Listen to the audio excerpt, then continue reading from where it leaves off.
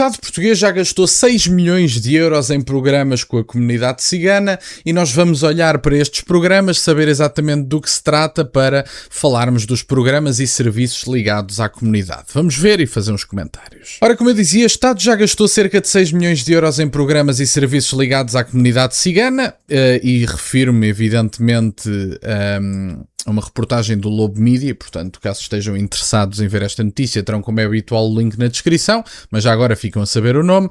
O Estado gastou cerca de 6 milhões em programas e serviços ligados à comunidade cigana, nomeadamente limpezas de acampamentos, promoção de música e cultura cigana e aquisição de 500 exemplares do livro A História do Ciganinho Chico, documentário sobre pessoas ciganas torrienses, transporte de táxi para alunos de etnia cigana e até mesmo na gestão do website www.siga-nus.pt.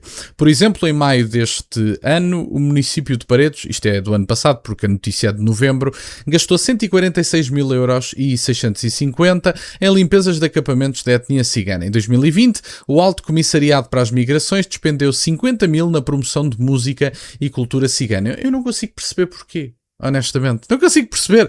É que eu acho que era interessante nós falarmos até sobre a questão da sobre-representação. Inclusive, eu acho que isto foi uma notícia produzida, foi um fact-check do Polígrafo, salvo erro. E esse fact-check dava nota de que a comunidade cigana só recebia cerca de 4% dos RSIs, ou 3%. O que essas pessoas não perceberam quando publicaram esses dados, porque aparentemente ignoram o conceito de proporcionalidade, é que a comunidade cigana representa 0,5% da população em Portugal. E o que isto significa é que 0,5% recebe em torno de 3-4% dos RSIs. Portanto, há uma sobre-representação evidente nos RSIs. Como é óbvio que 0,5% da população residente nunca poderia receber 51% dos RSIs. Isso é um disparate para qualquer pessoa que perceba minimamente de estatística. Agora, o conceito da proporcionalidade, quando aplicado, nota-se aqui um problema muito claro. Igualmente, neste ano, a AIMA e a Associação de Letras Nómadas realizaram um protocolo de colaboração no valor de 134.372. No documento consta que fomentar discursos positivos sobre as pessoas ciganas, combater eficazmente a discriminação direta e indireta, o anticiganismo, os estereótipos e o discurso de ódio, celebrar protocolos com entidades públicas ou privadas em todas as matérias com relevo para a captação, fixação e integração de migrantes. Ainda em 2022 houve um investimento de 3.250 € na aquisição de 500 exemplares do livro A História do Ciganinho Chico. E, portanto, aparentemente é este o livro de Bruno Gonçalves, não conheço. Em 2023, o município de Torres Vedras gastou praticamente 20.000 € na produção de um documentário sobre pessoas ciganas torrienses. Eu pergunto porquê? Porquê? Porquê que temos que andar a gastar dinheiros públicos nisto? Não consigo perceber, honestamente. Lá está, como diz o próprio Renaud Camus, é uma espécie de aceitação do antirracismo como uma religião de Estado. E eu, da minha parte, achei que as pessoas, nomeadamente os ateus, dizem tão frequentemente e lembram frequentemente que o Estado é laico. Eu acho interessante que o Estado seja laico, menos para a religião antirracismo, porque essa tem que estar sempre presente. Recuando há alguns anos, em 2011, o município de Viana do Castelo despendeu quase 3.000 € em transporte de táxi para 4 alunos de etnia cigana, não sei de que é que isto se trata. No mesmo ano gastou-se 7.000 € para se fazer a gestão do website ciganos.pt, que faz a atualização e divulgação de informação referente às comunidades ciganas. Mais recentemente, em 2023, o município do Fundão investiu 7.000 € na criação de um ambiente saudável e de tolerância na promoção de valores sociais entre comunidades ciganas e imigrantes e as entidades externas locais e a sociedade geral. No ano passado, o município de Paredes gastou 10.000 € na produção de um documentário co-criado com a comunidade cigana de Paredes.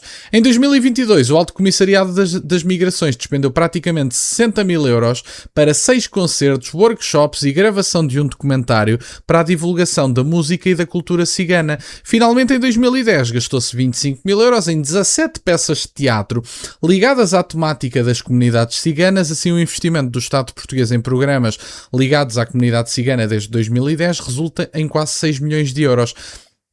A base de dados com todos os contratos públicos consultados encontra-se em anexo para consulta em Portugal, portanto, os contratos públicos fechados em Portugal. Portanto, meus caros, 6 milhões de euros gastos com uma comunidade que toda a gente nos quer convencer de que são uma comunidade discriminada pelo Estado português, pelos portugueses genericamente, e aparentemente é assim que as pessoas recebem estes fundos. Quer dizer, eu não percebo porque é que uma comunidade tem que receber dinheiro dos contribuintes para fazer filmes da própria comunidade. Querem fazer filmes da própria comunidade? Façam-no do próprio bolso. É tão simples como isto. O Estado português, do ponto de vista cultural, deve servir para promover a cultura portuguesa e celebrar a cultura portuguesa. Não temos que andar a encher os bolsos de artistas de esquerda próximos do regime, nem com cartões partidários, nem mais próximos de determinados líderes autárquicos. Inclusive, por exemplo, o Carlos Moedas é bastante próximo, ou pelo menos mostra-se bastante próximo a determinados artistas esquerdistas e que têm música que claramente não representa os portugueses e são contratados frequentemente para festivais feitos a toda a hora e, portanto, enchem os bolsos eles e as suas produtoras e aparentemente ninguém fica chocado. Que é uma coisa que eu acho interessante. Todos os artistas são contratados para todas as coisas e mais alguma. A cultura portuguesa aparentemente fica para o último porque a cultura portuguesa tem que ser evidentemente tratada como a cultura dos colonizadores e etc. E, portanto, a comunidade cigana aparentemente tão oprimida em Portugal é de tal maneira oprimida que nos últimos 16 anos se gastaram 6 milhões de euros para ajudar esta comunidade. Fora, evidentemente, isto estamos apenas a falar de dinheiro dos contribuintes pago diretamente para determinados filmes, projetos culturais, etc. Não estamos a falar da questão dos subsídios, porque achei piada que o Polígrafo tivesse feito esse fact-check, que é basicamente 0,5% da população receber em torno de 3-4% dos RSIs. Então, mas reparem, queriam que 0,5% da população residente recebesse 51% dos RSIs em Portugal. Portanto, uma proporcionalidade de 50, 60 mil pessoas para 10 ou 11 milhões. Acham que isso faz sentido comparar quanto é que 11 milhões de pessoas recebem de RSI do ponto de vista percentual no próprio RSI e quanto é que 50 ou 60 mil pessoas recebem? Acham normal fazer este tipo de comparações? Lá está, estas comparações são feitas para meia dúzia de pessoas que querem ser tratadas como analfabetos funcionais e que depois enviam e fazem uma publicação da imagem do polígrafo. É falsa a declaração de André Ventura.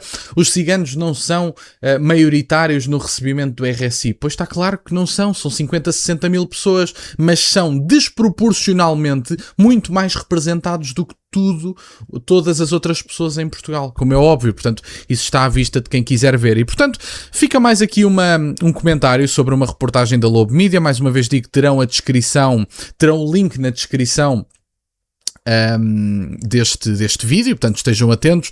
Tem uma linha a meio da descrição que diz documentos citados ou links utilizados ou alguma coisa do género e terão lá o link. Consultem se tiverem interesse, poderão consultar todos os contratos públicos e no dia de hoje era isto que eu tinha para partilhar.